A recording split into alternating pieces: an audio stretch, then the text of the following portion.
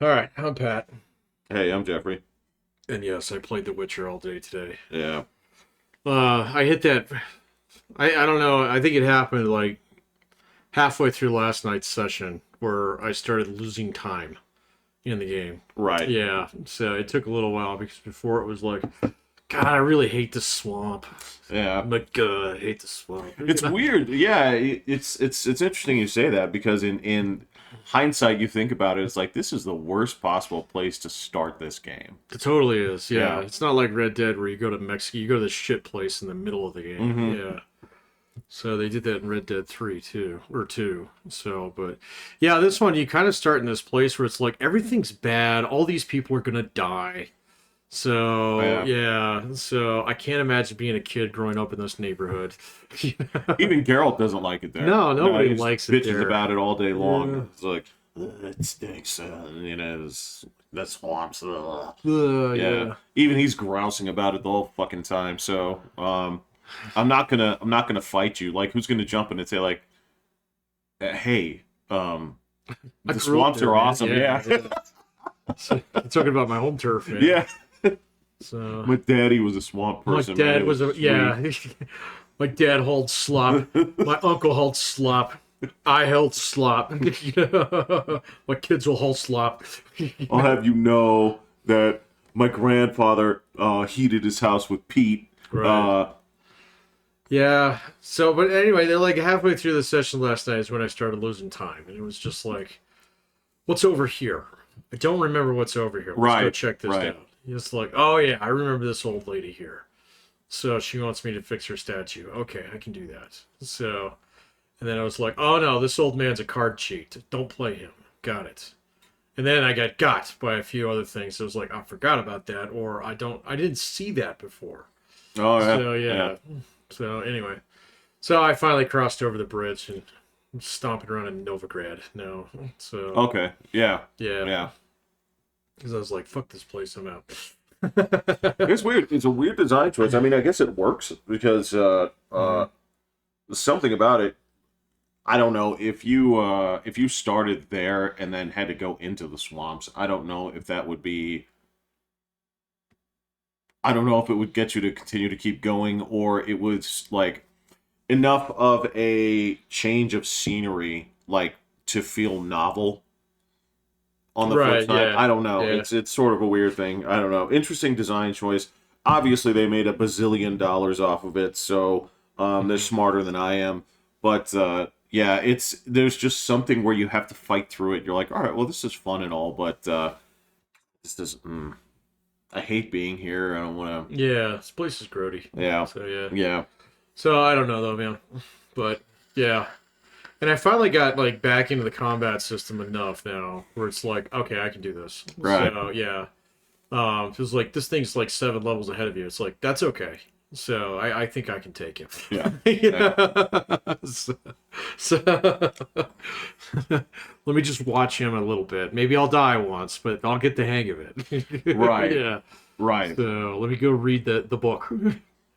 No, that's actually a cool aspect of it. Now, granted, you know, I've gotten to that point where it's arbitrary. I'm like, well, I'm level like 20, and you know, this thing is like level 35, and that doesn't matter. No, not It's um, because it's all about. It's just like it just you don't get hit. Right, yeah, exactly. It's Yeah. just so dodgy roll. Yeah.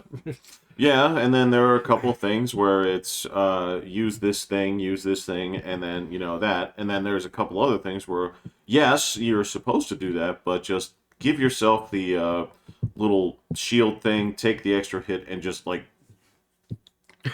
just beat on his ass like a pinata. Yeah, So put him in yeah, the corner and just beat his ass like a pinata. That's I know in this all game you can do. reset your stats.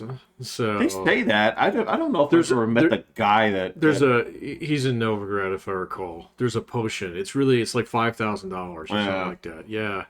But I was like actually just kind of building a fairly well-rounded character this time, and it's been kind of fun because there are certain times where it's like, let me look at the book. Let me try some of this magic stuff.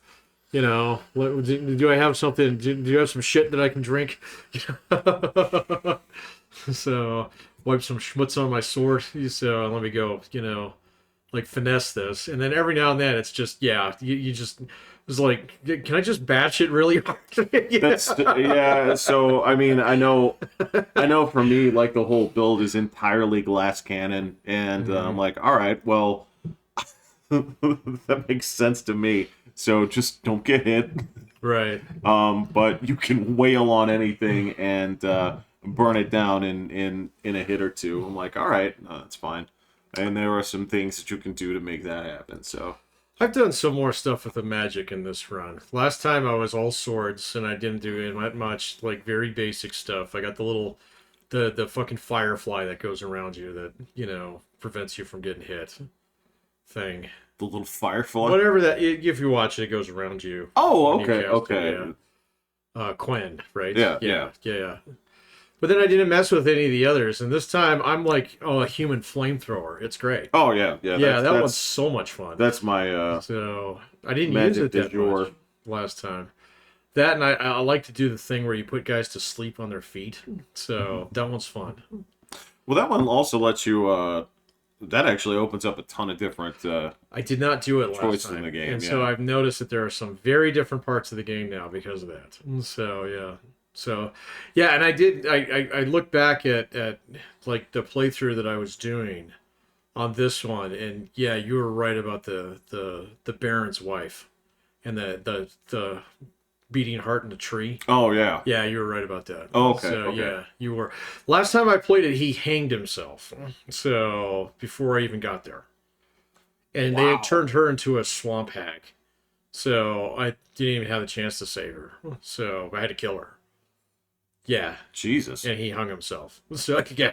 And his daughter ran off to go join the Catholic Church.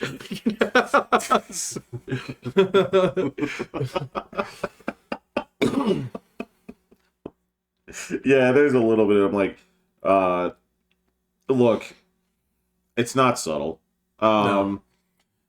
And that being said, I don't particularly care. I mean, it's not as though it's being put out there on Front Street, or you can't draw your own conclusions. And if you want to say that this is different, that's fine. No, they ate the children. So yeah, Yeah, that's you find pieces of them in the basement if you go in there later. Yeah, Yeah, it's kind of it's- gross. Yeah, it's pretty gross. it's screwed up. It's Yeah. like that's one of the no good way out sort of puzzles in the game. There's a bunch of those, Yeah. man. Yeah, there's a bunch of them, especially later in the game. So yeah, yeah, when you start getting messed in with all the Dijkstra bullshit. So I think the last time I played it, I had to kill him. I did once too. And yeah. I don't remember why. I don't remember what his infraction was. That, Well, he tries to take over the north after you kill the king. So, but that's the thing is like, why am I disapproving that? He seems fairly progressive with his policy. well, he was going to kill your buddy. I can't remember the guy, the French guy.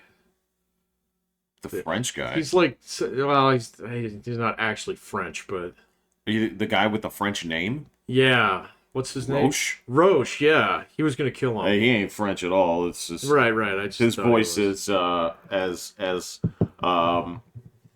stock European as you can get. Right. Geralt's my old friend. So, yeah. No, last time I played, I had to kill Dijkstra because he was going to kill my buddy, and I was friends with that guy. But they're working together. No, there's the one later where you kill the king.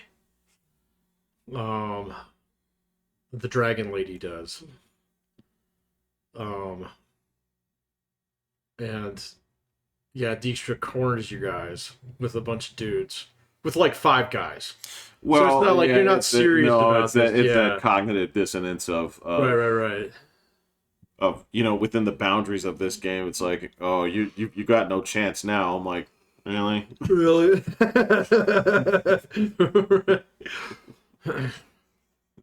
No, I get that. You and I have discussed that before. That Oh, whole thing where, what do you mean you took my guns away? oh yeah, yeah. You knocked me out with a table leg? So, yeah. You've gone out there, you've machine gunned 250 guys on your way to this place, and then the cutscene plays, and two dudes are pointing guns at you and say like, "We've got you," and you're like, "Give us your weapons," and you got Oh, your yeah. hands up and all that stupid shit. You're like, "All right, I got it, I got it." We have you now, Mr. Bond. Yeah, Yeah. I know. I know you guys can't write your way out of this one because you want to set this up where you talk, but just talk, man. It's all right. It's fine. Yeah, it's fine. So, well, regardless, I'll be playing that game for a little bit. So, Yeah, me too. yeah, it's got its hooks into me now. Me too. It finally bit. So, I've been stomping around the Viking Isles. okay, there's another place that I don't like. Well, I mean, it's not as bad as a swamp, but nothing there's is. some fucked up stuff on that island too, man. So, There is. I don't know how to say it. It's just something where it just comes across as you guys are all morons. they are kind of stupid. Yeah. I know there's this much with the same it's almost like a Native American kick from 20 years ago, but like 10 years ago it stepped in where somehow we've decided that Norse culture is this bastion of holiness. Right. I don't know where that came from. I don't know why it's still permeating right now, but Well, you forget about the rapey parts. Yeah. really forget Really about forget about the rapey parts. gloss directly over that. Yeah, That yeah. never address it in any of this media that holds us up as so brilliant. Even though again, it's the same thing where like your line of succession is what your Right. if this is what you do, you've got to be. Oh, the real problem here is that we don't have a hereditary monarchy. It's like, oh. Oh God, I remember all that stuff now. So Yeah. actually, what we're going to do is we're going to have a comparison of deeds. Oh yeah, I forgot about that part. Yeah.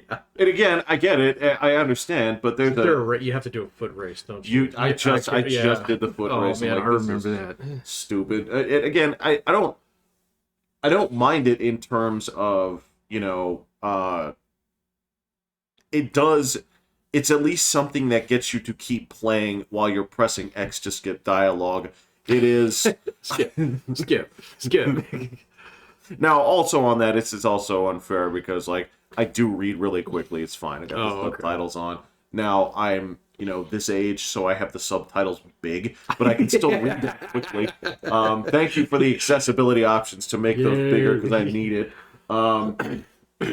Because, yeah, when you first start, it's like, what the fuck? What is with these letters? It's like trying to read the letters on a postage stamp on a postage stamp. I'm like, what the fuck, man? Who can read these? It's like, all right, no, I gotcha. And then, yeah, so you're skipping through this to get to, actually playing the game. But yeah, it's this bizarre Nordish. Is that it? Nordic, yeah. Nordic worship. Well, they took like the two like cultures that people do, that like the Irish and the Vikings, and glued them together in that one. Is that? Yeah, I guess. Yeah, it's like Highland Vikings. They might even be Scottish more so than Irish. So I don't know. They are kind of like some of them wearing like kilts and stuff like They that are. too. Yeah, I think. Yeah, you're are. right. You're right. I just see it as Viking, but you're right. It's Yeah, they took those two things and glued them together. Like stomping around the swamps is like Russia. It is. Yeah, It's Russia. The sun is way low in the sky all the time. So twilight lasts for 4 goddamn hours. Yeah. So You're right. It's equal parts Russia and Louisiana. It's I don't think it's hot there. So, but well, yeah. that's the part that is bizarre about swamps. Right. Right. Everybody Yeah. thinks the Florida Everglades, but they're not all like that. They're not all like that. They have swamps in Minnesota too. So It seems they're not so like that. awful. Yeah. So But there's a little bit of that there's a teeny little bit of if you guys had access to four-wheelers, you'd be This would be ATV country, maybe. Build an interstate of Buc-ee's right here.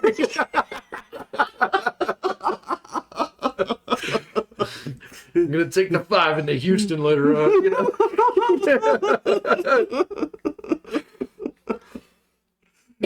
I get it, and then there's just this undercurrent of like, oh, these things are different, so bad. Meanwhile, you're playing a game where your whole job is to exterminate the things that are different because they're constantly a nuisance.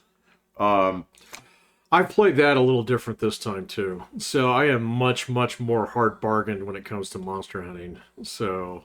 Oh, in terms of like negotiating? Oh yeah. Oh, okay. So I do the Witcher thing. It's like, yeah, why don't you guys just stay inside?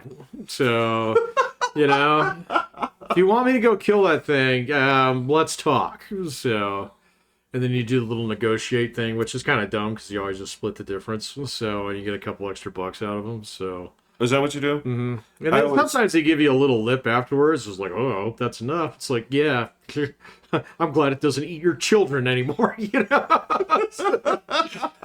Moving on now, sir. I mean, I never go past like the midway mark. It's always like I go to a round number. Yeah, me too. I don't know why. There's just something where I keep undercutting my own salary the whole game through. I don't know. Oh no, I this time I'm greedy. And the same thing with like information. If people pay me to shut the fuck up, I'm like, okay. So, like the whole war thing, I am completely neutral on it. Oh yeah. I'm yeah, just okay. like, whatever, I don't care. Just say like, oh, there's a bunch of elves in the bushes over there trying to ambush you guys. Well, we'll pay you not to tell them that. Okay. Not my business. Just moving along. Didn't see no monsters here. That's a good one. Plumbers don't take sides. Yeah, exactly. Yeah. So I'm a plumber, not a marriage counselor, lady. Everybody needs a pipe fix, man. Don't worry about it. Don't worry about it. Yeah, no, I'm kind of like that in this one. So, because I remember the first time I played through, it's been a while. So, like there's a lot of shit that I missed in the previous one. Because I didn't have my notification, I didn't have my map set correctly last time. Oh, did you accidentally hit the right or left button? Yes, and all of a sudden it shows everything, and it's like... Or nothing. Right, and so, yeah, I had a map that basically showed my objectives. So... I fucked it up. I remember when I fucked it up, I'm like, I couldn't find the objective. The objectives were gone. Oh, yeah. Like, I sure can find this signpost. Right, yeah. But, yeah, it's... Yeah. Well, on top of that, like, in previous playthroughs, I didn't use half the crap in the game. Like, I can remember distinctly that I threw a bomb once when the game made me. Oh, yeah. When you're fighting Vesemir in the beginning. That may have been it, yeah. And there was one where it was like, if you throw these in this hole, it'll stop the monsters from spawning. Like, okay, I can do that, but the rest of the game, I never used them, so this time around, like, there's so many things I didn't craft, there's so many things I didn't use at all. I'm still walking around with a fucking decorative crossbow that has no place in my day-to-day routine. I use it as a spear gun when I go fishing, and that's about That's it. Yeah. Yeah. Yeah, no, that's almost like dead weight. So, I feel like I'm missing a part of the game by not actually incorporating it into what I'm doing. But if I can do just fine without it, it seems to me that it's somewhat of a, I don't know, completely supplemental item. It is. I don't know how to. I don't know either, man. So I don't know if you've tried to make it a. I always look at the daily DPS life. on it, it's so fucking low compared to your swords that it's just like, nah. Well, okay, know? so in other games, and I'm not, this is not, because it's obviously not this kind of game. So in a lot of, like, action combat games where you have, like, a ranged weapon like that, right? Uh-huh. The whole purpose of this is, so when you go in there and you do some chopping, right? The whole thing of your ranged weapon is to essentially keep your combo going, so that when you push something away, you switch to the range Oh, weapon, yeah, keep yeah. getting hits while you do that. But this is not Devil May Cry or something like that. This is something No. No, and it's slow on the draw too, man. So Right. yeah, it doesn't really work like that. I mean, you use it to shoot like flying things out of the air sometimes, or you just wait for them to Yeah, I land. know. Yeah, Exactly, yeah. So they'll come to you eventually. You're So, gonna have yeah. to. Yeah. It's like, because I'm not going up there. I'm not going out there, right? Yeah, that's way too high. You know, I'll get 3 rungs up a ladder. Exactly. Man. Yeah. It's like- if you want something, I'm right here. If not, tell you what, we'll call it a day. Right. Yeah. Yeah. No, so I haven't really. I've done more crafting in this one. I realized that like 90% of the shit you can craft is useless. But like some of the potions are pretty fucking badass. So Yeah, I used like 3 of them last time around. Yeah. And 2 of them were quest specific. Yeah, and the other one was just the healing Kool-Aid. Yeah. So, and now I'm like, there's a couple things in there that you look at, it's like, wait a minute, this lasts for 30 minutes? That's like real minutes? You know? It's like, Yeah, I know. yeah, just dive into the dungeon. Whee! Like Finn and Jake, man. Yeah. No, you're right. It's like it makes your signs 20% better. There are things I guess that was part of it was before. I'm like, why is toxicity even a thing? It's like, who cares? Who's gonna get this toxic? And then it happens. you can. Yeah. And I mean, then you start dying. So it's like, oh. So I will say this: the first time I played through that game, I never even made the healing potion. Oh wow! I never did. You just eat bread the entire time. Which is a hell of a way to go through that game, where the only 2 things you can do are, even in fights or whatever, you just like eat a whole chicken on the fly. 1 bite. You don't even chew it. Well, you gotta understand, like, Witchers have a very special digestive tract. It's like that, those spinning things that you throw a whole cow into. And put an engine block in there. Yeah. Yeah, you look at his food and drink, it's like an apple, Elmer's glue, A banana peel. a banana peel, a Sawzall, like an old Stretch Armstrong. It's just... full of rocks. So yeah, doing that with just like chowing down on stuff was kind of fun in its own right, but it was frustrating as shit. Yeah. And then the only other thing you could do was like meditate outside of fights. I'm like, all right, got it. Oh yeah.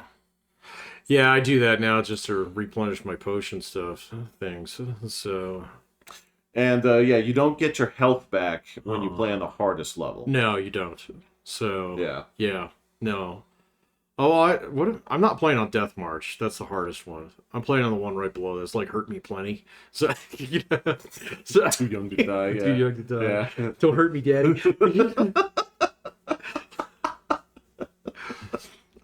Oh, now Patrick, that's ableist now. That's ableist. Yeah.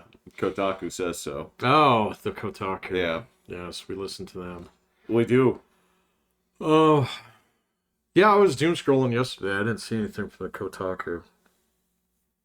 No, there wasn't anything like that.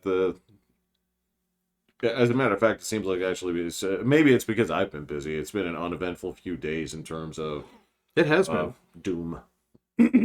Well, it's all manufactured Doom now. Right. Right. Right. Yeah. So. But you can tell the Doom is so weak that it doesn't stick. The Doom is pretty weak. You can almost see through it, man. You absolutely can. Yeah, you can. Yeah. You have to believe in the Doom for it to be Doom. Right. Yeah, it's just not very doomy right now, man. So. It's not. Huh. Give it a week. They'll gin up something new, man. Yeah. So, who knows? Who knows what'll be next? Yeah, they'll definitely come up with something new though here pretty soon because they're starting to realize that a lot of the narratives are running really thin. So It's just tired. it is tired. That's a good way to put it, man. It's just exhausted. So that people have a certain controversial elements. It is just like that blood they're getting from the stone. It's just dust. It's just yeah. It's just you, even the most ardent people within these causes are tired of milking this thing. yeah. Yeah, I don't know, man. I mean, so like on the Twitter, you still see the Gaza thing every day. Yes. Um, And people causing a ruckus about it, but I mean, so unless the police are actually out there splitting skulls like fucking Pinkertons, it's not. what are you talking about? Well, if like the roving band of people without personalities making Palestine their own pet project, Okay. unless they're out there getting their skulls cracked in by the cops, you're not even gonna catch a notice about oh, they're protesting. It's like, who gives a fuck? Yeah, nobody cares. Yeah. So, yeah. No, there was that, and I mean, I don't know. I like seeing climate activists getting dragged off the highway by their hair. That's my favorite. That is kind of fun. Yeah. So, but even that's kind of died down a little bit, at least on Twitter lately. I mean, I've seen the same ones over and over again, so Yeah. they're not generating new ones. Yeah. You know, so I mean, I watched some utter retard like carving up a painting the other day with a box cutter. I'm like, I did see that one. now that one actually it did get the blood kind of hot behind my ears because like that art is meant to outlast you and your stupid cause. I don't even know what that girl was protesting. So Climate. was it? Are you? I thought I read that it was something else. It was like some colonialism thing. Oh, please no. No, seriously, yeah, because that was like I can't remember what the painting was of. It was of some British governor. Yeah. Yeah, I don't think that was climate though. But It might have been. I thought she hit it with the signature orange paint first.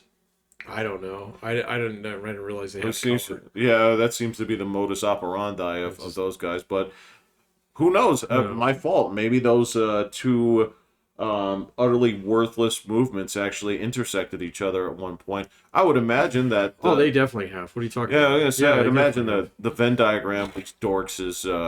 There's pretty good overlap between A and B. Yeah, there's a good intersection. How Yeah. far apart are these circles, man? They're not. They're not mutually exclusive. They're definitely independent. So. And they have All a right. point probability that's pretty high. You think there's a good chance that if you're in one, you know somebody that's in the other? All your friends are in the other. Okay. Yeah. And you're in the other too? hmm Okay. Yeah. That one kind of got under my It's just skin. what we do on the weekends, man. So, or sometimes during the week because we don't have jobs. We don't. So, That yeah. it's always the thing that comes to my mind. It's like, why aren't they work? I gotta work. I gotta Why do work. they have to work? Why do they have to work? It's stupid.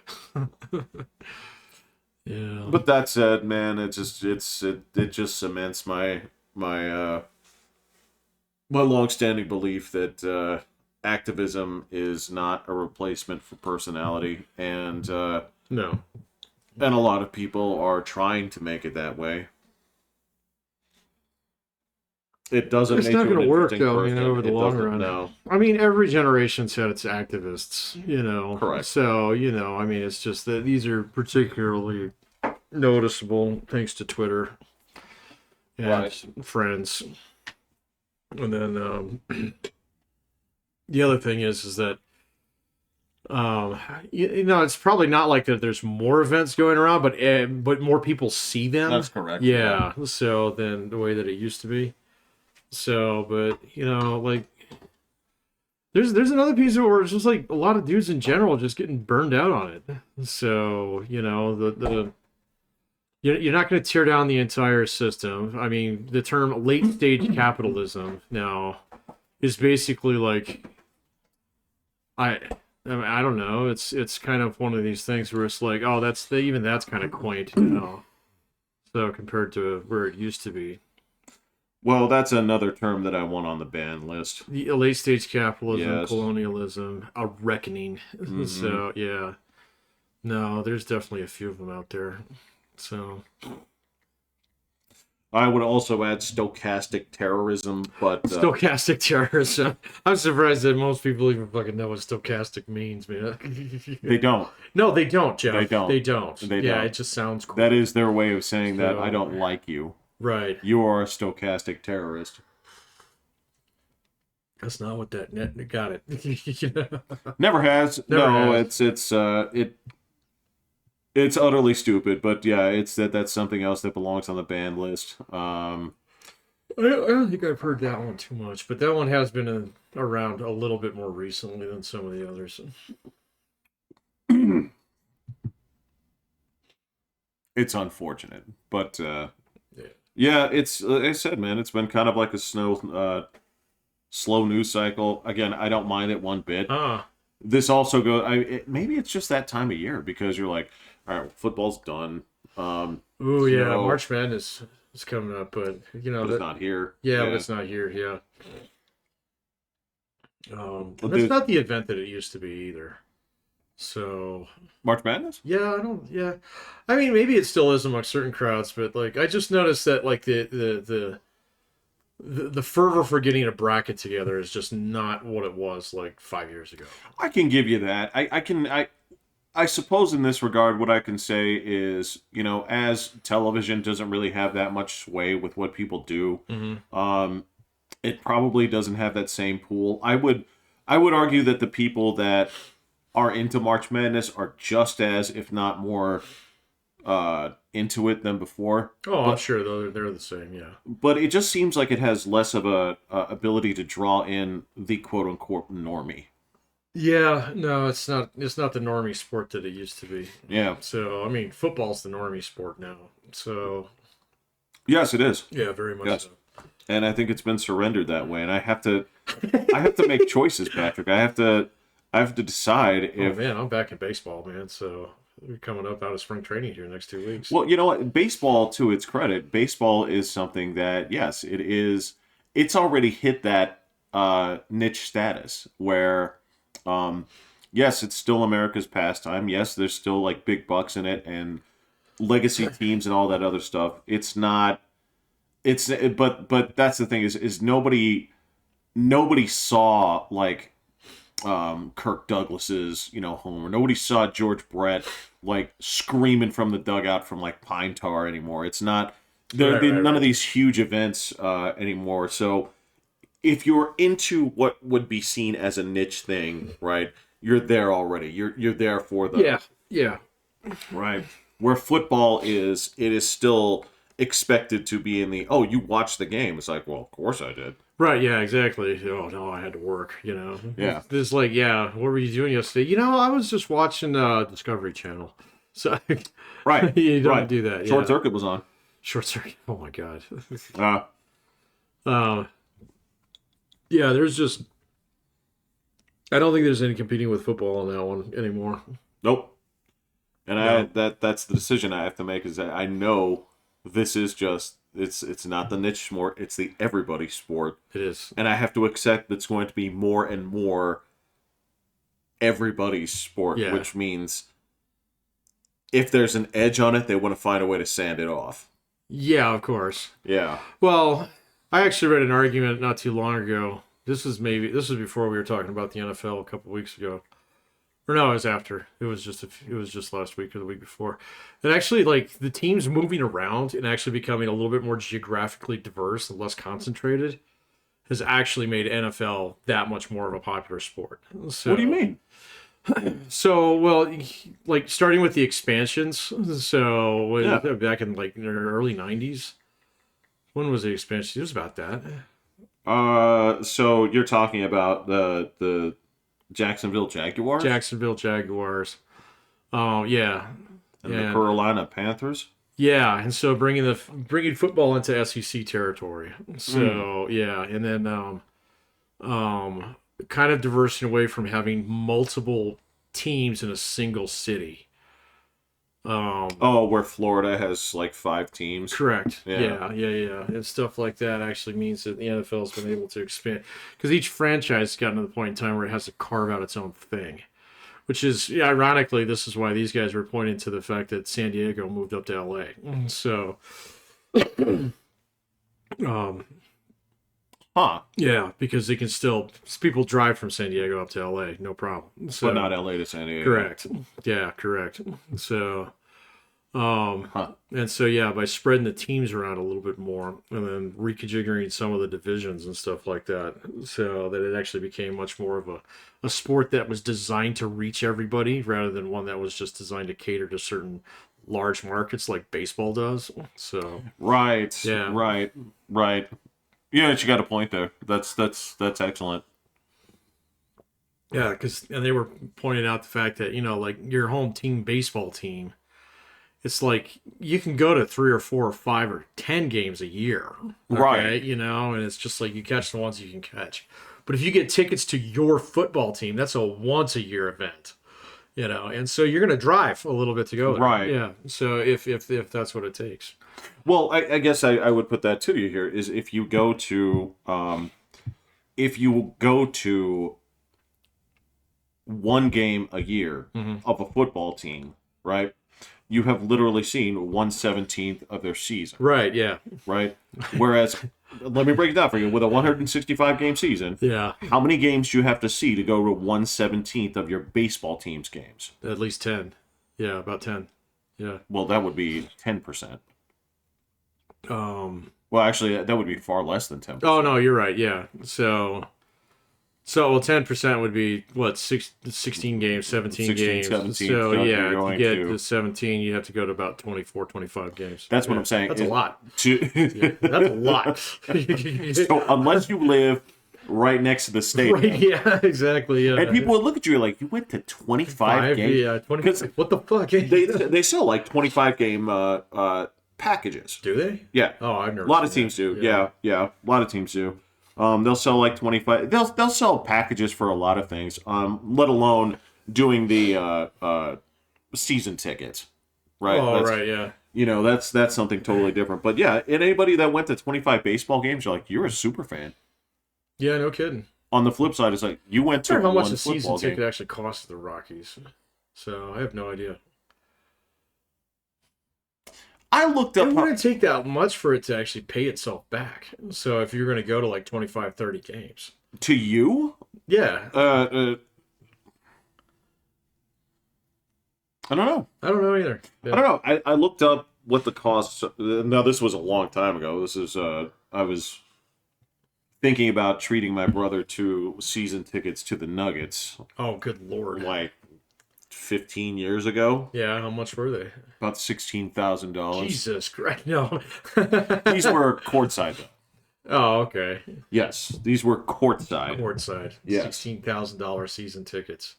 How many games did they play in the NBA and the NBA at home? Like 40 something. Okay. So you get some value out of it. And frankly, if you're in that position where you're spending that kind of money on a ticket, that's not even. Yeah, you don't give a fuck. You're like, Yeah. all right, that's fine. That's fine. Yeah. I'll just. I'll just sell one of my ivory back scratchers. It's not even that. You just look and say like, Office sells itself. It's right. Yeah. So it's fine, but yeah, it was expensive. I don't know about Rockies. I don't know either. I know what I'd be willing to pay. My guess is that they don't have I imagine like a full season pass where these are your 2 fucking seats. Yeah. Probably really expensive. So, but if you bought like a 25 game pass, that'd probably be a little bit more realistic. So, A lot of people, that's how they get their seats to like the Yankees. That's there how we they go. get there. Yeah. Instead of like full blown season tickets, Right. which are a lot. That'd be a lot. That'd be 80 some games. So yeah, that's a lot, man. So okay, so I'll put this to you. So there are some people that could do that and go to most of those games. Most of those people are in their 70s. Yeah, that's true. Right? Yeah. The blue hairs. And Yeah. I can point to you the exact kind of people that would be going to most of those games. What would they be? certain kind of old people that you and I have both known that like, okay, well, I'm into this. Now I have a habit of going to the game, so I do Oh this, yeah. you know. On top of getting up at 5:30 every morning. Correct. Yeah. Yep. So Yep. it's Thursday. It's coupon clipping day. These are the same people that are actually filling out the scorecards when Yep. they go. Yep. Yep. Yep. I know who you're talking about. Yep. My dad actually taught me how to do that when I was a kid. Your Yeah. dad, if he was in that position, probably would go to a lot of those games. The last couple of baseball games that I went to with my dad, he's like, "Well, do you want to fill out a scorecard?" And I was like, "I don't know." He's like, "It's on the board." I was like, "Yeah, you're right, isn't it?" Well, so that's sort of like in the same vein of like at this point, if somebody sits down, it's like, "Do you want me to teach you how to actually count the pins in bowling?" Like, nah, the machine does the it. machine does it. Machine Yeah. does it. So we're good. It's fine. It counts how many I knock down. It's okay. Yeah, it's good. Yeah. Yeah, I've been bowling in a long time. I should go do that sometime. I don't know if I'd like it. I probably would because it's been such a long time. It has been a while. Yeah. And I don't know any of the people anymore that used to take it seriously. So now it would be One of my sister-in-laws is in a league. So league people are different. Well, actually, your father-in-law was in a league, yeah. yeah, like 20 years ago. So when he retired, he was just basically like, you know what? I'm not going to golf or bowl or anything that I was planning on doing in retirement. Yeah. I'm going to sit here and I'm going to do crossword puzzles and I'm going to doom scroll on the internet. And he is happy. You know, that goes against like all conventional wisdom. He is a happy, happy dude, yeah, man. Yeah. He is a happy dude. You know? Well, you know what? There are people out there who the hobbies that they do don't make them happy, right? They actually make them more upset. That, yeah. Well, I can picture this. Okay, so I don't golf. You've done some golfing. I right? quit. Yeah, I retired. You quit. Why'd you quit? Because I sucked at it. Okay, so say for example, like you retired and you're playing this, Yeah. and you have this goal of getting better, but you're not. Yeah, that's why I quit. So I was spending money going to the range and doing stuff and like trying to get new clubs and things like that and got new shoes, all kinds of stuff. And I started like leaning over and peering into the abyss and realizing what was going on here. Right. So, and I was like, you know what? I'm good. I'm going to walk back to the car. So, you know, whereas my brother was like, okay, I'm going in. So, and then Right. to the detriment of all of his other hobbies, that became his hobby. So, yeah. Yeah, it's a tough one, man. And again, I don't fault anybody that enjoys it because, like, there's obviously there's a science to it. There's a fortitude to it. There's a dedication to it. Yeah. You know, everything like that. Not for me. No. Just because I've never really enjoyed it that much. But I can totally understand. Like, even some of the other things that you wouldn't necessarily do in a competitive level. So, like, if you're going to do, yeah, of course, you could ski or snowboard competitively. Sure. But most people do it just for fun, right? Oh, yeah. They're whatever mental tabs that they have in terms of, like, I've gotten better at this, or this is... Or it's just like, I want to see new things or try this out in a different place, Europe, whatever that is. Yeah, I would argue that most winter sports activists like that are in that range. And it is only a tiny, tiny, tiny minuscule fraction of people that want to go against each other. Oh, yeah, no, very much so. Yeah. Most people, it's just Yeah. a fun day. So, Yeah. yeah. No. You know, this guy at the bar, he got into skiing like 6-7 years ago. Yeah. So after he moved out of here from Florida, and he's like, well, what do you do in Colorado? And everybody's like, well, you go skiing. Like, he went one weekend, and then he just hooked on it. So, yeah, you know, and he doesn't do anything competitive. It's just funsies. You know, and like, so my brother and some of his friends, they get a little competitive in golf, but it's just amongst themselves. None of them have any dreams of going semi-pro. So, you know, yeah, I did know when I worked on the railroad. I did know one pro golfer. Did you? Yeah, he worked for us. He was he'd go on the senior tour. So Okay. Yeah. twice a year. So and he was like amazing. So, but he was also an asshole. So Why? What's wrong with him? he was just a dick, man. He was just mean to everybody. Oh, really? Yeah, he's just salty bastard. So That's a bad attitude to have for yeah. anything, actually. I don't really like that. No. No. I knew a former professional skier. Oh no, I've never known one of those. Yeah, math teacher. Oh, okay. Yeah, Graham Smith. Oh, okay. Awesome guy. Where? Over here? Yeah, Yeah, yeah, okay. yeah. Awesome dude. Awesome skier. Goofiest dude I ever met. But uh, he's old. Knew his wife. I mean, that's the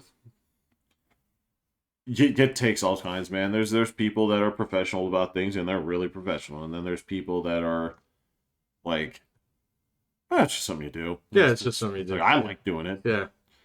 Somebody said, why don't you enter this here? There's a chance you could win some money, and so okay, I need that. So I did that, and then 35 years went by, and Now my back hurts. right, Yeah. right, and so it's like. So the third time I went in for back surgery. Yeah, exactly. Yeah.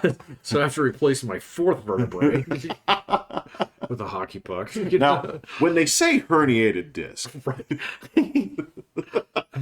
like you ever seen like what are those dinosaurs with the the things on the Stegosaurus? Okay, so it's like so I had that going on with like what is it like C5 through Yeah. L20. Yeah.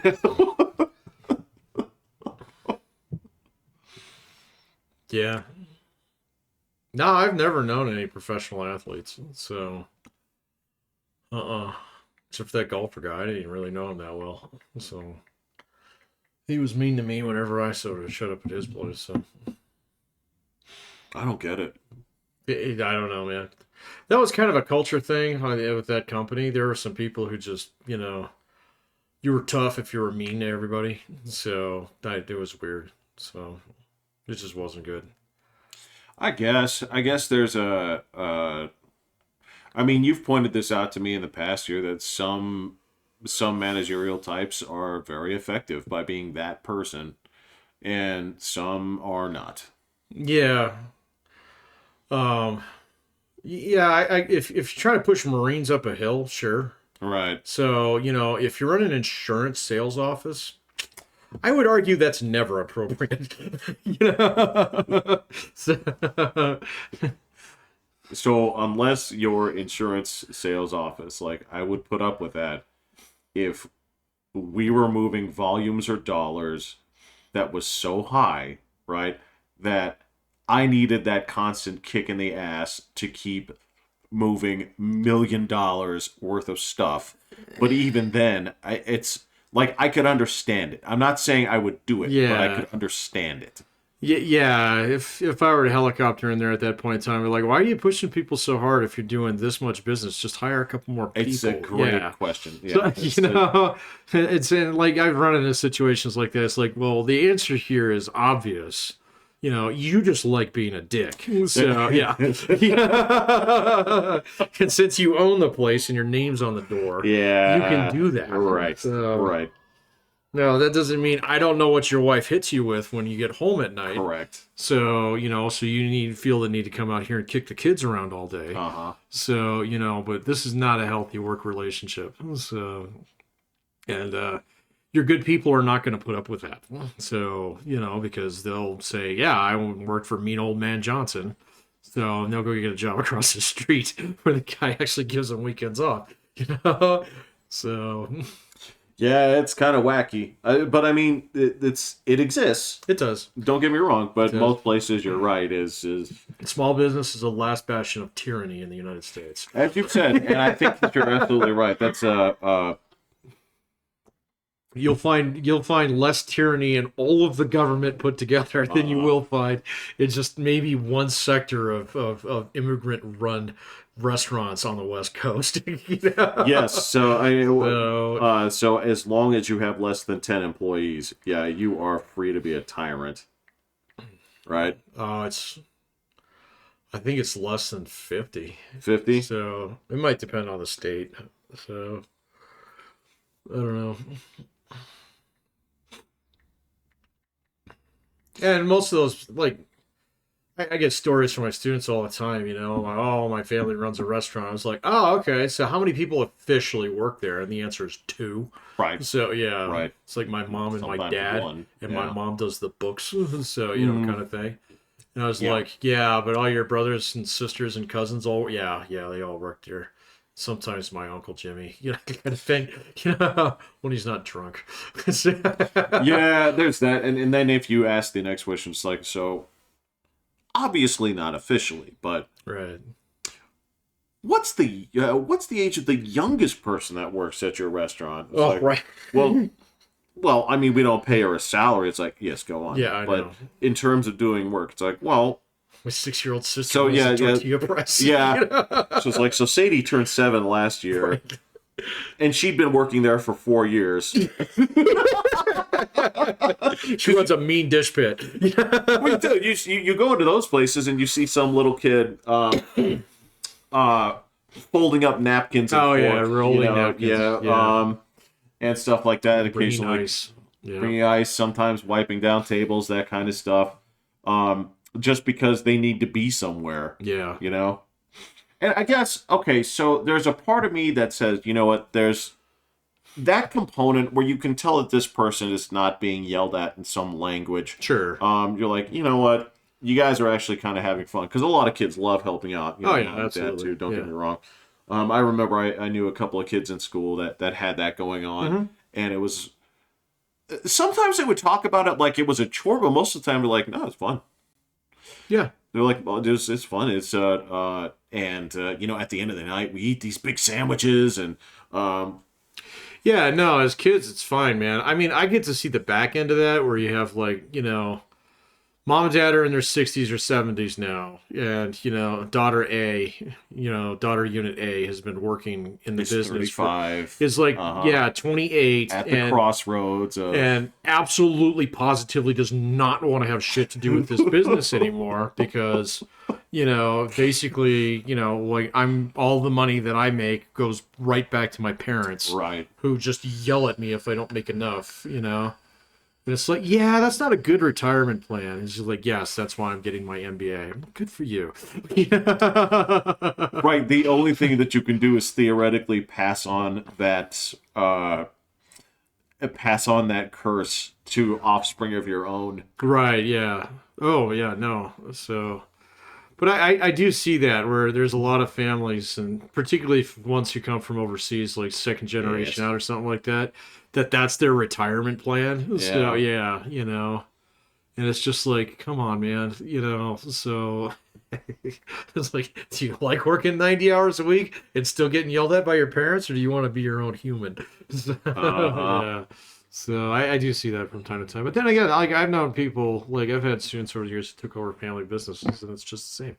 So it's like, yeah, no, this is what I've wanted to do since I was a little kid and rolled napkins. So, Yeah, there's great, good for you, man. So absolutely Yeah. there's no fault to it, but there's just that that escape hatch. There's that because again, I've also known people that they actually have that great story of like, it's like, no, my dad actually started bringing me in and we started doing like auto body stuff. Like Yep. I was doing that with him when I was 8, and now that I'm like 20, I love doing this. It's so Yep. fun. That's great. That's actually that's like the dream of like hereditary business, that you can't write a better story. It's yeah, it's exactly what you want. But there's that, like you said, it's also the definition of nepotism. their name is on the shingle. Yeah, I get it. I get it. No, Yeah. I totally understand. It's no, if you think about it, yes. A little bit of nepotism is not a bad thing. It's not even nepotism. It's those are the same examples where you do actually have like King Lear-esque, fights for succession within the business of I've seen that happen. I've it's seen crazy, that. yeah. It's ugly. So yeah. And what happens is a whole bunch of people spend a ton of money on lawsuits, and everybody loses everything. Yep. Yeah. Well, the lawyers make out pretty good. So that's kind of That's what they their do. job. Yeah, That's- they're basically yeah. hyenas. Yeah, they just strip the bones. And I don't know how that circle of life works. Like the hyenas are supposed to like die in the grass. Right, yeah. Well, we eat the hyenas. No, son, nobody eats the hyenas. They're full of filth. Have you seen what they eat? I was gonna say, yeah, I don't know where they fit in. I think that's the point of the movie, right? Right. Yeah. Well, they're supposed to die in the grass. The antelope are supposed to eat those, and then the lions eat them, Yeah, right? they eat the antelope. Yeah. But hyenas are. The attorneys. Yeah. There's this thing. So this goes back to the Wuhan flu when they were going The through Wu flu. Yeah, when they were going through the markets and they're showing these animals that I didn't know existed and things that came from They just sewers. eat all of them. And you're like, it's like, I don't want to judge your culture, but could you eat something other than that? I don't care. Go ahead, eat that. It's just like that crate full of dogs over there that are going to get eaten tonight are just fucking horrifying, dude. So it's like, oh my god, and there's kitties over there too. Fuck this place. Right. Fucking nuke it now. Yeah, exactly. Just scrape it down to the sidewalks, please. No, man, that's one of those things that you come across and you say like, well, we know that you've made great strides in the past 20 years, but you cannot sit at the civilized people table until you stop treating house pets as food. Yeah. Even Korea banned it. Bro, I didn't even know that until like 2-3 years ago when the China guys did that one video on the dogs. I thought that shit was long gone. So, but no, apparently not. And then, like, they were even saying, it was like, oh yeah, go on Google Maps right now and look for dog. And I was like, you gotta be kidding me. So I had to go try that. And I was like, oh, fuck. So, it was just like, really? So, I get it, man. I mean, like, some things just take a while to die out, but it just speaks to a society that's not full of much kindness and empathy. So, In some many ways, people, no, some people would say, well, that makes your society weak and blah, blah, blah, and you should throw every third baby off the cliff to make the others stronger. Look, I saw that movie. So, and it's like, actually, your points are stupid. So, because, the fact that we live in a society where, I mean, even like any form of kill shelter in the United States at this point in time is kind of getting a lot of pushback. So, thankfully so. Well, okay, so the kill shelters don't get the pushback in terms of, like, most of these places, they do it because they have to. They have to. Right? Yeah. That's the issue. Nobody really blames the shelters because they're like, look, we try to give as many animals a home as we can. Yeah. It's the situation they don't like, right? Mm-hmm. And that I totally understand, right? Yeah. And I can tell you, I would not want to be I can't imagine a worse position than being the person that has to look, these animals in the eyes and say, like, it's been 3 months, Fido. I'm sorry. Sorry, buddy. Yeah. Yeah, I couldn't do that. There's no fucking way. There's no way, man. I mean, like, there are a few things in this world I'm truly a softie on, and that is definitely one of them. So, yeah, that one gets me. You know what, man? I am too, and it's getting softer each passing year. I get softer as I get older. Man, I gotta tell you, like, there's this thing where I don't know what it is, where, like, even my mom was talking about this with me the other day, but, like, you think that in the course of your growth, that your heart basically gets calloused over, like, more and more with each passing year. But actually, I'm starting to find that I'm losing a layer of skin as time goes by, where it's just kind of like, well, this is cute. It's making me want to cry. It's. I mean, that, like, I took your advice on the Twitter and went out there and started following all these cat channels. That's actually good for the brain. Oh man, it's good for the soul, dude. Yeah. So you see, like, oh, they saved the kitty. Oh, look, the puppy pulling the kitty out of the drink, and look at this lady. So it's just adopting random cats. So it's great. So oh, look at these guys here. They set up. They do the thing that I really like is the trap and release. Now, where they'll trap like stray cats. And then they'll neuter them, or spay them, and then they'll release them back out because they're fully adapted to living outside. Oh yeah. And so there's like these places where there's these like cat colonies, and I mean they're all like somewhat adjusted. They're not feral, right? So well, it's symbiotic at that point. Yeah. So, but they're also self-sufficient because they're fucking cats. So And it's like, that's really cool, you know? And oh, look, they're so cute. Yeah, you're right. No, there's like in Costa Rica, right? They have a lot of that same thing with dogs, Yeah, right? And the way that that works here is because that's part of like like the tourist industry is their industry. it is. So they can't have these dogs be in like bad shape. So if these dogs come by, right, the vets actually say, "Come here, come here."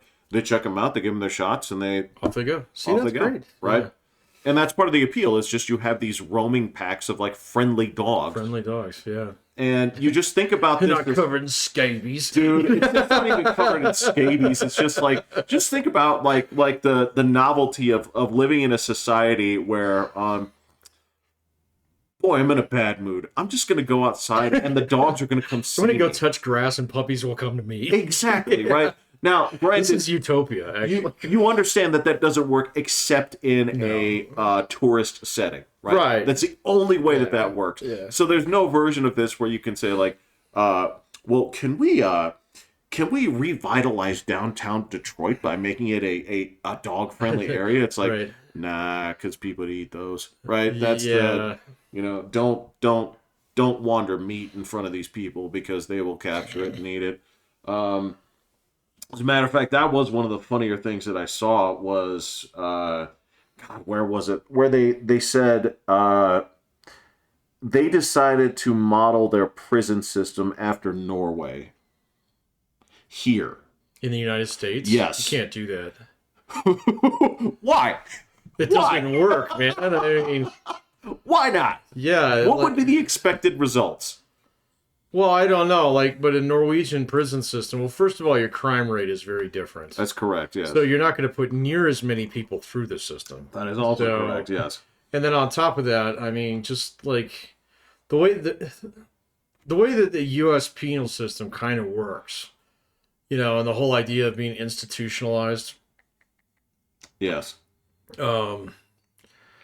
is kind of unique to the United States. And so if you took any system from any country, except for maybe North Korea, and brought it over here, Yes. it's probably not going to work. It's going to get abused. We'll put it that way. Okay. Yeah. Right. Yeah. Okay, so it's sort of exactly as you're saying. It is sort of basically it's well, because a lot of that too, it depends on what was the penal system like from the society that they came from prior to here, right? Because what they're finding here is that the gang problem and the violence problem and everything like that has gotten much, much worse, and it is What, in the essentially United States? in the systems that they set up to mirror Norway's rehabilitation. Oh yeah, model. they'd be horrible there because I mean, there's like no rehabilitation taking place. That is correct. And basically, it has essentially like crime lords that have, it's Basically, all U.S. prisons are gang-run prisons now. Yeah. So I mean, you know, like, so like, there's definitely like this difference between if you're in a gang, you're in a gang. If you're a civilian, you're a civilian in prison. Okay, you know, but the gangs are the ones where those are the shot callers are at. Okay, the guards and the gang and then the shot callers kind of have an understanding. So everybody goes home today, you know, kind of thing.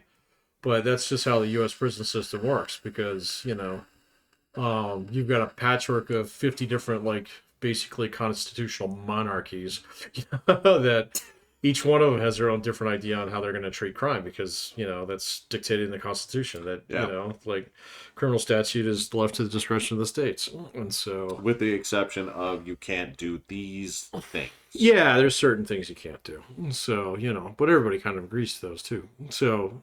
mostly. I mean, Yeah. you know, cruel and unusual is a little bit up to debate, but it is. I don't think anybody really crosses it. No, not really. You know, and I mean, there's a lot of problems with the U.S. prison system, but it's not this like fucking broken thing that just generates like nothing but bad outcomes. You know, Right. It does produce a lot of bad outcomes, but you know, I mean, I work with guys who've been rehabilitated all the time. They're fine. So you know, it's like, and then most of them they'll take full responsibility for what they did. And they'll be like, yeah, I belong here. So, or it's like, yeah, I deserve that, you know? And it's just like, okay.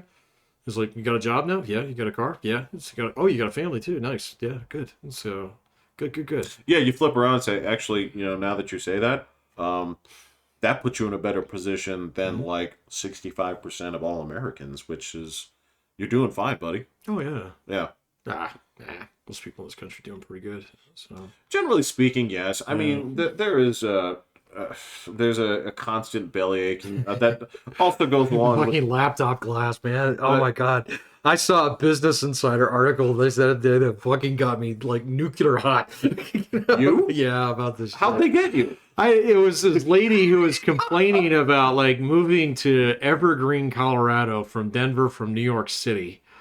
And I mean, it was just the whiniest laptop class bullshit. Let me plot the trajectory. So New York City to Denver to Evergreen.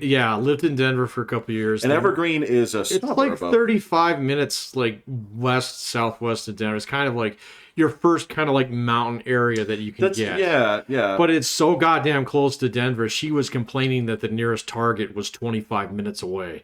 And sometimes when it snowed in the mountains, she couldn't make it into town to see her friends. So, and oh my God, we had to replace my entryway, and it cost $20,000 to get, tile laid in there because there's only one handyman in town. So, and I was like, oh my God, our civilization is so good right now. The Business Insider decided to pay you like 8 cents a word for this motherfucker. Yet you can afford to relocate, telework, all right, and have the gall to bitch about your life because you can live off 8 cents a word for some reason. Oh man, it got me white hot just because I was like, you gotta be fucking shitting me. This is exactly what I've been talking about lately, man. So fucking laptop class takes a little hit to their pay because like most of those articles are AI generated now, and all of a sudden they just get bitchy. So yeah. And it's just like, you know what article I don't see here is I don't see something that's written by a guy who's been turning wrenches for 10 years and suddenly got the best raise in the last 2 years that he's ever had. Oh, right. Yeah. So you're talking about the dude that comes from like the Rust Belt and was basically like, so I thought I had a good thing going at the train factory for 15 years, and you know what, it was good. Then they told us we were all getting laid off. A lot of my friends started drinking an awful lot. I learned how to code. Well, then there are the other dudes who were like, but I knew how to turn wrenches. So, I took an online correspondence plumber's class or whatever. And yeah, now he's like that dude from those late night commercials, that Asian guy that's just kind of like, oh, you see this boat? Oh, this is my boat. I know who you're talking about. You see these bitches? These my bitches. You know what I'm talking about. I know exactly what you're talking about, man. So, you want to buy that Bitcoin? I'll show you how to buy that Bitcoin. Guys, we're not putting on an accent. We're not. This is real. This is real. So it is absolutely 100% real. Yeah. So you get that dude that's out there, and like, I mean, I hate to make these comparisons, but I mean, it's like when Martin Luther had the Bible like translated from Latin to common language, right? Because you have all these people where it's like, I had control over the media, like my opinions mattered. This is okay. All right, the version of this. Oh yeah, I see where you're going. That's actually a really apt metaphor. It's absolutely true. Yeah, and that's why do people get upset? The shit that I see now that fucking really, it cracks me up, right? Because the same people, that same class, right? If you look on their YouTube channels, right? They're all going to have at least one, if not dozens of videos that say the YouTube algorithm is broken. Why? Because it doesn't promote videos like ours that matter, right? It's all just like, because Mr. Beast needs more attention. It's like, well, Mr. Beast gets like 70 million views per video. Exactly. So they're going to promote him. You guys are all moaning and groaning about the same shit and haven't contributed a fucking thing, right? But seem to think that your voice is somehow moving the cultural, or shall I say, orienting the cultural zeitgeist, right? I don't even think that's possible to do through YouTube Medium anymore. Unless you are like Mr. Mr. Beast, Beast. yeah. Right. Yeah, and there is no political Mr. Beast out there. So His name's Joe Rogan, okay, and that's even Joe, I noticed that he's back on YouTube now as of like 2 weeks ago. Right, So, right. I don't know what happened to the Spotify deal. But even Joe's show is like, it's so hit and miss because it's like, oh, great, we're going to talk MMA again today. Got it. right. So, but like even then, like Joe has got so much airtime out there. And like I can autofill his fucking opinions on things now. Yeah. Yeah. So Yeah. I mean it's rare where he has a guest who's like, oh, I haven't seen this guy before. So I was like, oh, we're gonna talk about fusion today. Awesome. And then but no, most of the time it's like, oh, we got Christopher Rufo on again. It's like fucking great. It's like awesome. Let me guess. We're gonna talk about trans issues again. Bro, yeah. I mean, you've got DMT. Yeah. You've got like one four-sided die, and 3 out of 4 of the options are kind of like hoping like, I don't want this, I don't want this. And then he rolls it, and then you're like, okay, it's like, we're here with Joe DeRosa again. It's like, oh god, great. yeah, great. Yeah, all right, we're done. Yeah. And so his show is it like again, there was probably about like this 4 or 5 years there where I'd listen to just about everything he put out. So, but I'm going to tell you, ever since, like, I'd say the last 3 years, so, and especially when Spotify was nerfing him a little bit, over all the COVID shit and stuff like that, and he got really mad about that, rightfully so and stuff. Yes. But to the point in time where it's all that he would talk about, he started losing me, man, because I'm like, I get your point, dude. Fucking, where's that guy who talks about pyramids? Can we get that guy back on? Yeah, you're looking for, like, wow, this guy's like the Ted Kaczynski of... Of what? I was going to say, like, stochastic terrorism. Stochastic terrorism. There you go. That's pretty good. Yeah, I invented this. Yeah, he's like some kind of hipster douchebag because this is my thing. No, it's and again, I don't fault him, and you know what? To his credit, it's he does his best to actually still put on a quality show and that kind of stuff. It's just maybe this is the thing, is that people who haven't heard all this are getting into it now, and that's a good thing. But that doesn't mean that that those of us that weren't around for a long time haven't walked this path. Oh yeah, a dozen times. And we're like, oh, I'm sorry, man. Like it was. Yeah, I've done it a dozen times, and I've done it with a dozen different podcasters, man. Yeah. So he's one of the few guys who actually managed to hang out to my attention longer than most. So right. Because like a bunch of his friends, I find them unlistenable anymore. So much to the point where you say, like, why are you friends with these people? Yeah, exactly. Like, so this reflects poorly upon you. Yeah, no, they like. I mean, there's like. I don't know what it is with the YouTube algorithm, but it just insists on showing me Jordan Peterson shit lately. And I'm just like, I can't do this, man. So... Listen, I don't He's the worst interviewer, man. I don't hate Jordan Peterson. I don't either. I don't. But he is... That dude is... He is Vegemite. He is this verbal Vegemite because it is like... Verbal Vegemite, that's great. Because it takes... He's made out of yeast. It takes this much and keep... How close are my fingers? Oh, really close. Well, okay. Really close. It takes this much, Vegemite over the course of like a box of Triscuits, right? To make it palatable. A whole box? Yeah. A whole box. Yeah, you're right. And a lot of what's carrying that taste is the Triscuit. But like, there is a kernel of truth to what he says, but there's... I read his book. His book's fine. So, but if not a little bit simplistic, but I mean that's the purpose of it. Well, the lobster thing is kind of dumb, but it's fine. I get where he's trying. It's an extended metaphor. Yeah, I get it. Like I get it, and a simple one at that. That's it fine. is a simple one, but that's who he's writing to. Yeah, no, and that's good. Right. Yeah, yes, no, it's good. That's good. Yeah, so. But yeah, but he hasn't come up with an original thought in the last 4 years. So, it's just the same stuff. over and over again. And I mean, like, and I don't, like, again, what I was saying was like, so I watch YouTube on my TV, and so it auto selects what it's going to play next. There you go. Yeah. And it's gotten to the point in time where it tries to like give me his fucking podcast, which opens up with like a Bach concerto, to the point in time where it's like, this is so far up your own ass that I just know that this is another Jordan Peterson thing coming up here, man. So we're gonna talk about Western civilization again, so. And so we have to open it with a quartet.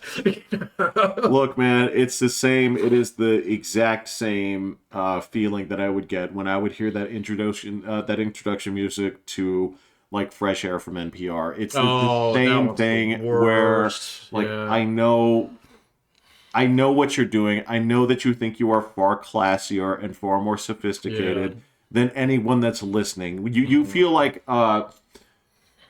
To go back to the Brett Hull hockey argument, right? When they interviewed him and he said, I don't play hockey because I like it. I play it because I'm good at it, right? And you go back to, it's that same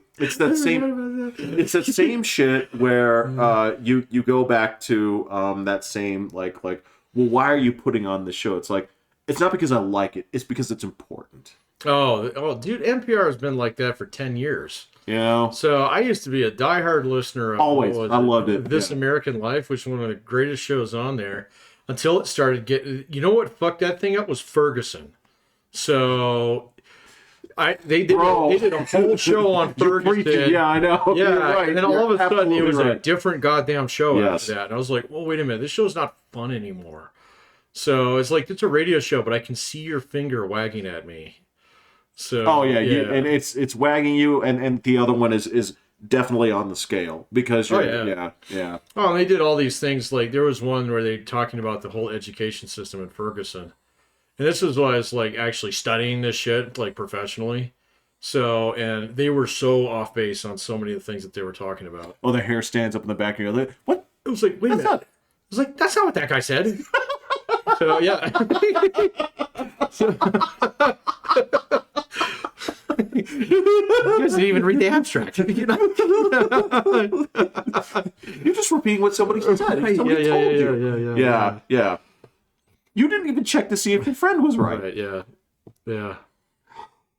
No, you're absolutely right. And that I used to love that show too, man.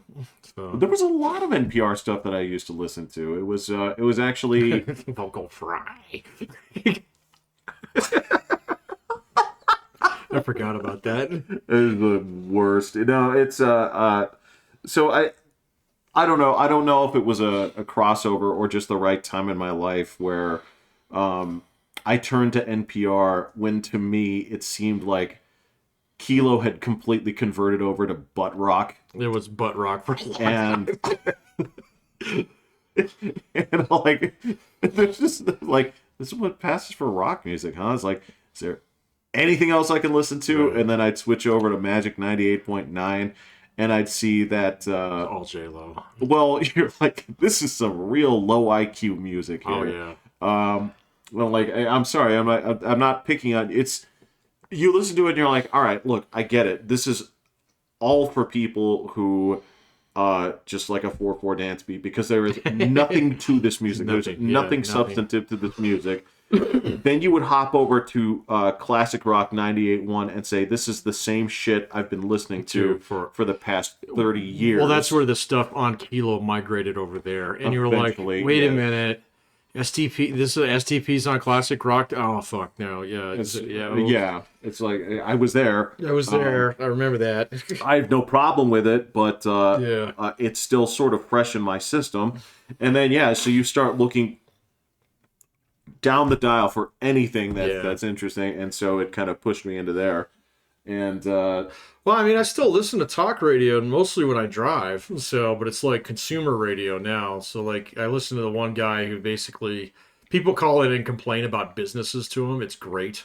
So like local businesses, all kinds, like everything from like mom and pops, like laundromat down the street in Denver, all the way up to I want to fucking I want to sue United Airlines. So it is just it's great, man. So and a lot of the people are just dumb, man. And the host is pretty good at just pointing that out. He's like, you have no recourse here. So, you know, it was like, you shouldn't have signed that contract. Now you're locked in. So, you know. It's like that dude is reading like Q-Aura questions, right? Kind of. Where Q-Aura. like, it's like, Say that with such contempt.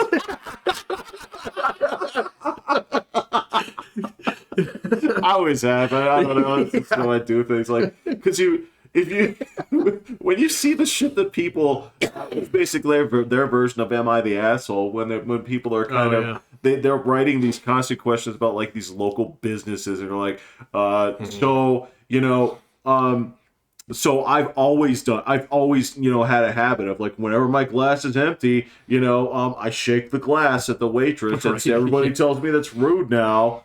But, you know, it's just taking that to like local business just seems like that's the shit that I would laugh at. That's the shit that I would like, you're serious. Well, and some people are like, they have legit complaints, you know, and so they find like scammer roof guys and stuff like that, you know, but then a lot of it is just, well, why did you do that? I mean, my favorite one is when they talk about like not getting your deposit back on an apartment lease.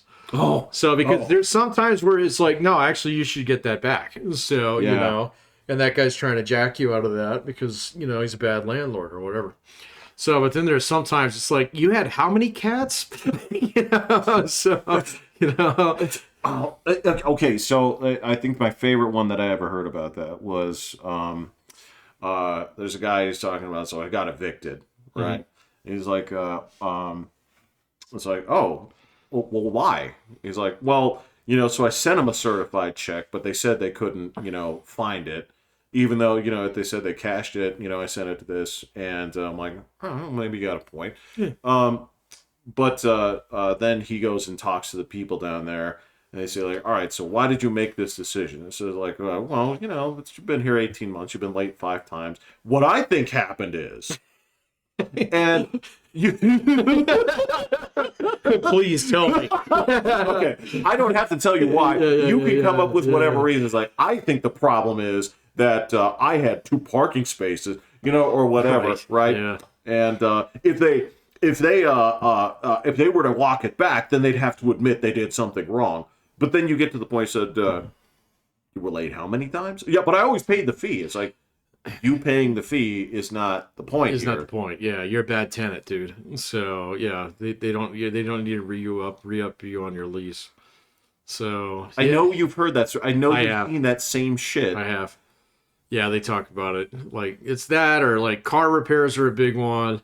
Yeah, deposits on a rental are another one. Like scammy contractors.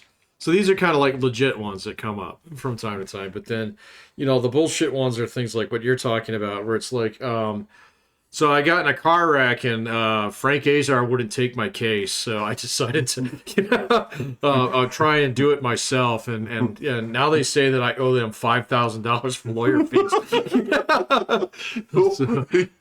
These are the same people that think that because a product is accidentally like mislabeled, right, that you're guaranteed to that price, right? Yeah, it's not how it works. No, that's not how it works. Yeah, no.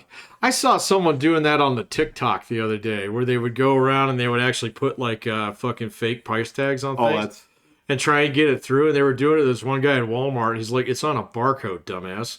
So it's like but it says 0. He's like, we wouldn't put it on the shelf if it was 0.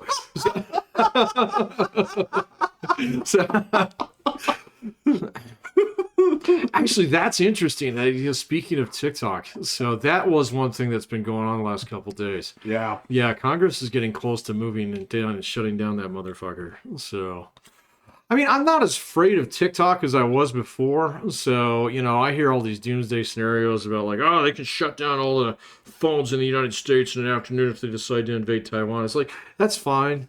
So then I just won't see it on Twitter, So I guarantee you the Navy's going to see that, from space. So, but I don't know, man. I'm kind of like on the fence about that one. Because part of me does like I actually changed my mind on like the Confucius Institutes, because they were like, we actually had one, so Right. and they got rid of it and stuff like that. So all these are just Chinese propaganda outlets. So I'm kind of like, good, Right. yeah, put out your message. Let's listen to it. So and then I can look at it and see how ridiculous that is. There is You part of know? that, yeah. So But there's also a piece of me that says, well, you don't have any business. Like, you're not a legitimate. You are. right. Yeah. Yeah. No, I see. That's what I'm saying. I'm a little bit on the fence on that one. Well, so the TikTok thing for me is like, as much as I don't care for the content, I will say that, you know what, any tool that gives people the ability to express themselves, regardless of what the message is, or regardless of how detrimental I think it is to the attention span of young people, and how detrimental it is to what it is actively doing to what we consider entertainment, as a Bach concerto opening my podcast fucking I'll write up my own ass. yes Yeah. kind of guy. What it's doing to narratives is disgraceful. It's still a platform for creativity. Sure. So I support that, but at the same time, it's like, yeah, but you can have that without being a Chinese. You could.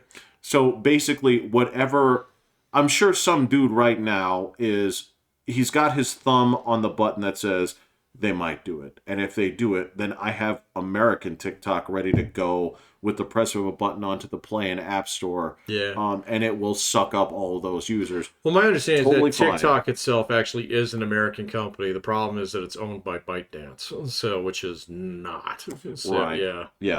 Yeah. So I don't know. We'll see what they do. They came close to that when Donald Trump was president, but they couldn't quite get over the hump there. It's so you had to wait until the man was gone to do what he was pushing for. I'm like, Well, you was gotta- he at the time? Because I Yeah. thought that he was actually kind of like neutral about it. So I can't remember. No, that was a while ago. he harped on it. Okay. Because it was, China. there you go. China. Yeah. I'm not as worried about the Chinese as I was before. You know why? Because they're frauds. So Because they're frauds. their and government is scammy, and yeah, now we know that. It's And I actually genuinely feel bad for a lot of people there, man. They're going to go through their own Great Depression here pretty soon. if it hasn't already begun. So we like, don't know that, but yeah, well, we're not getting any data out of China. we anymore. don't, Yeah. and that's part of the issue. Here's one thing I can tell you is, much like with the Great Depression, it's not that the money is leaving or anything. It's that the money already has gone. been wiped out. It's already gone. Yeah, Right. It's already gone. Right. Yeah. So that one investment thing that all these people were pooling their families to get a piece of disintegrated. Yeah. And when wealth disintegrates, People get mad. correct. Yeah. So the biggest problem with China is the Chinese.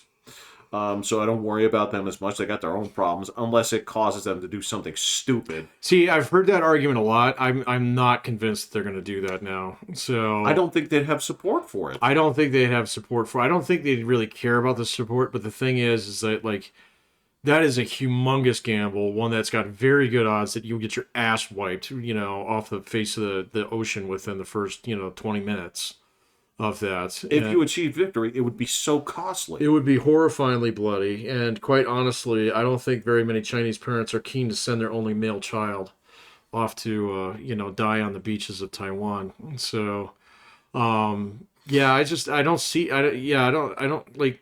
There's still the possibility that they would like try and Pearl Harbor us, but I doubt that. Because they keep saying that they're going to do something, okay? Exactly. And the Japanese never said anything about Pearl Harbor, exactly it. kind of thing. They just did it. So, and that's kind of the way to do it, So, but still at the same point in time, I just don't really see them as much of a threat as I did a little while ago. There's a couple guys on the Twitter that I follow that are really banging the China drum, and they're kind of losing me on it, man. So now the more that I look at it, and the more like I listen to some people who are really level-headed about this too, and they're like, it's too big of a risk. It's like that's like basically going all in on a flop where you know the guy's actually holding something good because he's smiling at you. That's So exactly yeah, it. exactly. Yeah, So yeah. yeah. So like so Xi Jinping, he may be isolated, but he's not stupid. So Well, basically he wouldn't want to get into anything that's not a foregone conclusion. correct. Yep. That's where he is right now because Yep. at least that's my take on it. I mean, I agree with you. that's so like yeah, he's got a dude and he's got a horse. He's like waiting to see like if a cannon ever shows up. Yeah. But the other guy's holding 4 cards. Right? Yeah. Right, and you're right. When you're going to do something sneaky, it's almost like suspicious because your eyes are looking away from it. Right. Right, you're not Right. You're like, looking at different. You got really interested in like Africa all of a sudden. Yeah. um. So my understanding is that the quote unquote Belt and Road Initiative is one of the biggest flops. It's a disaster. It's an absolute disaster. Yeah. So they basically they pulled all the pins on it because they can't pour money into it anymore.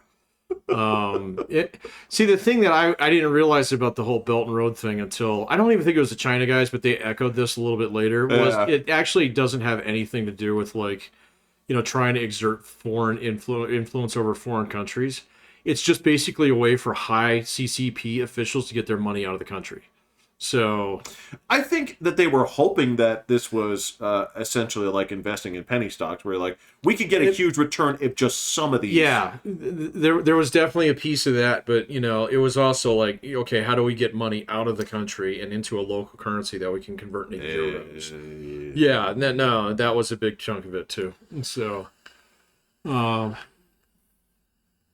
that's why they sunk millions and billions of dollars for yuan. RMB into stuff that just it has no use, there's no purpose. Yeah.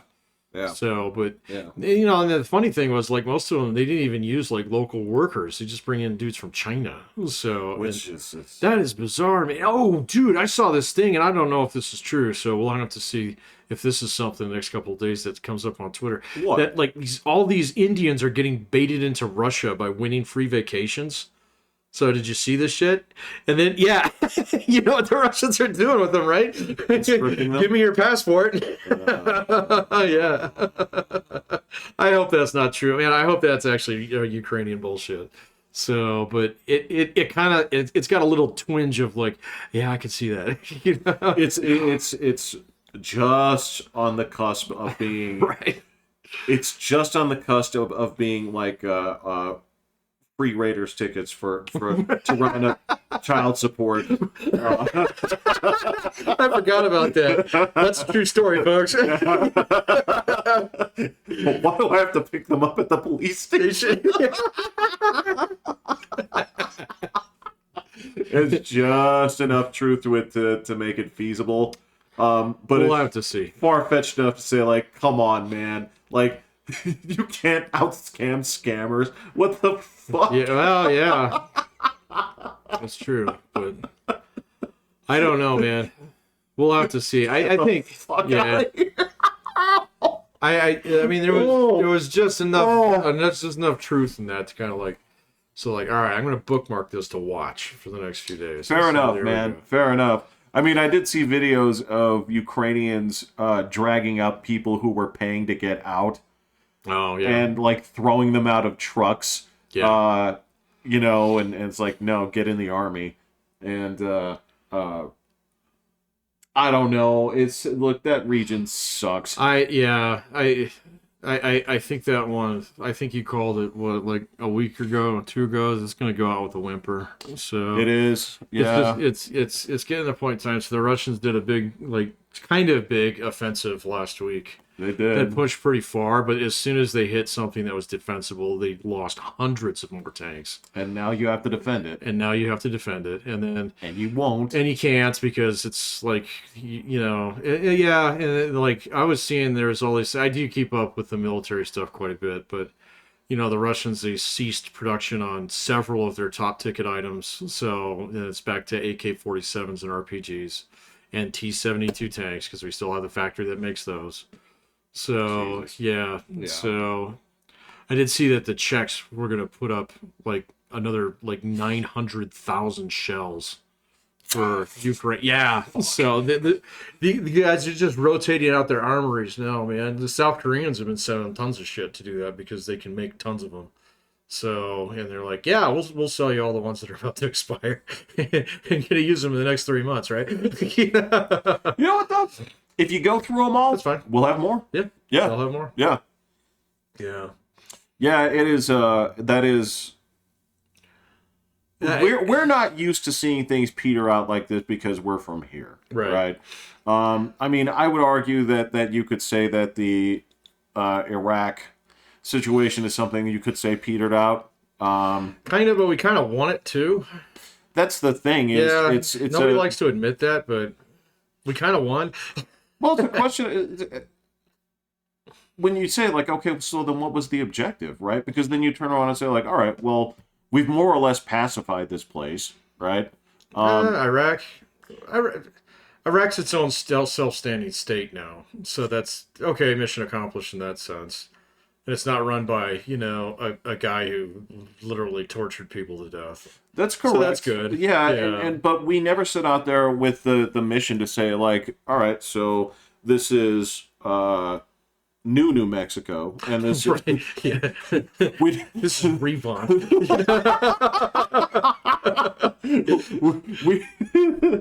we never went out there and said, like, all right, well, we're going to stay here indefinitely. This is our new colony. Oh, right? But Jeff, we were there for the oil, remember? Right. We never took a drop of oil out of that motherfucker. So, because what happened in 2005? Well, yeah, everybody's like, "Oh wait, we can frack." This is like, I'm sorry, this is like being at the grocery store. It's like, mommy, can I have that oil? It's like, no, we have oil at home. We got tons of oil. Right. Yeah, finish the oil you got. You're gonna open a new box. So, what are your choices here? It's like, all right, so we could go to another country, occupy it, and take their resources, drill it out of the ground and just take it. Colonialism. Or we could go and say, like, well, most of the oil that we want are in states that are happy to get it, right? Right. The only thing that you have to do is you have, like, 14 dorky protesters who show up, right, and give you a hard time about, like, oh, this shouldn't be here, right? Mm. You can get it. You can get it without having to do that, which is, the whole thing of yes, you could argue that it is part of the quote-unquote military industrial complex where, yes, put that one on the list. You're doing this to generate money via this, and I'm sure there is some sort of back scratching going on, but not to the point where you're saying, we've embraced a new, sense of empire. It's like, no, man. Like, we have military bases around the globe. This is true. We have military bases around the globe because it suits the world better than having 20 countries with military bases around the globe. Right. Because then you're fighting all the time. Right, that's when you play that first version of Axis now. That's correct. Like, if you look at the history of Europe, it's a history of fighting every 6 minutes. Right? As soon as you actually get enough guys to trade, nobody holds. As soon as you get a trade in, you trade in. Then you go swing at the French. Then the French swing at you. Right. Then you all swing at the Middle East. Right. Then the Middle East kicks you out. And then Australia shows up. Right. So it just turns out that when one group actually has way more power than the rest of you fucking idiots, and they're not tyrants. Yeah, that's pretty good. It's okay. Yeah. It's not the ideal situation. The ideal situation is that you live in peace. But since you're stupid... Just sand people shooting at the racers. I know. Taking that fucking, like, that jankum drug or whatever it is that what is that? Yeah, I know what you're talking that about. you told me about, that fucking like Cot. It's called cot. yeah, that shit in a bottle and breathe it, after it's fermented, or whatever. Or you chew it. It's a leaf. Right. Yeah. And fire rockets. And then fire rockets at ships in the Suez Canal. Stupid fucking like Middle Eastern hillbillies, causing these problems. Like, for God's sake, man. Yeah, they got another one the other day. No, they did. They did. I pay attention to it now because of you. Because I picture the people doing it, and it's always the same laugh. Yeah.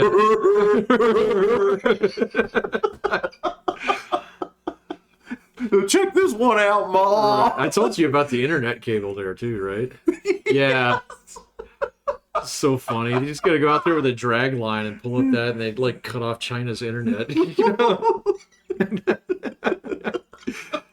I'm gonna show them Yankees. It's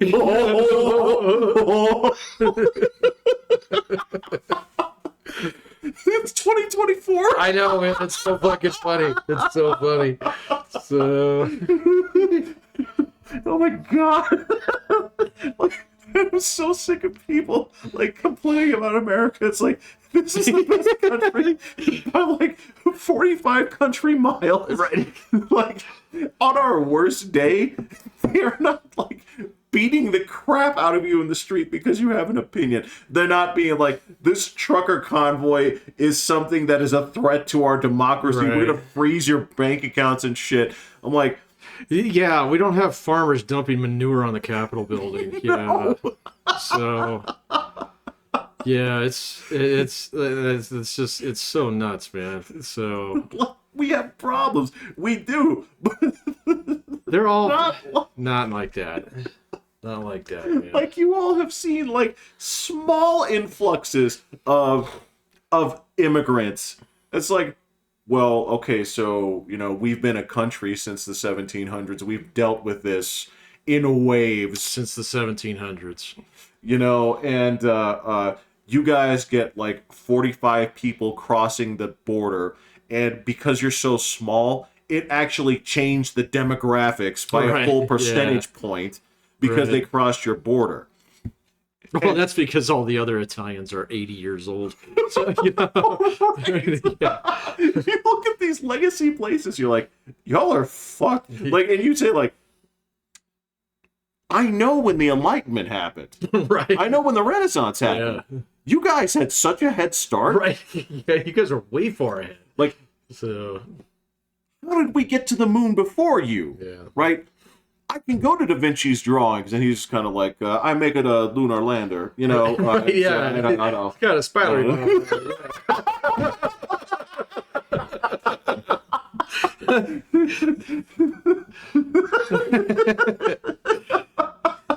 All right. But yeah, it's fucking silly, man. So, America's fine. Yeah, America's it's not just fine. It's the best country on the planet. If you don't like it, come find me. Yeah. Or don't. Right. Stay where you're at. Right. That's fine too. You can watch from there. We talked about it in person. All right, you got it. Okay. All right, I'm Pat. Bye. I'm Jeffrey. Bye.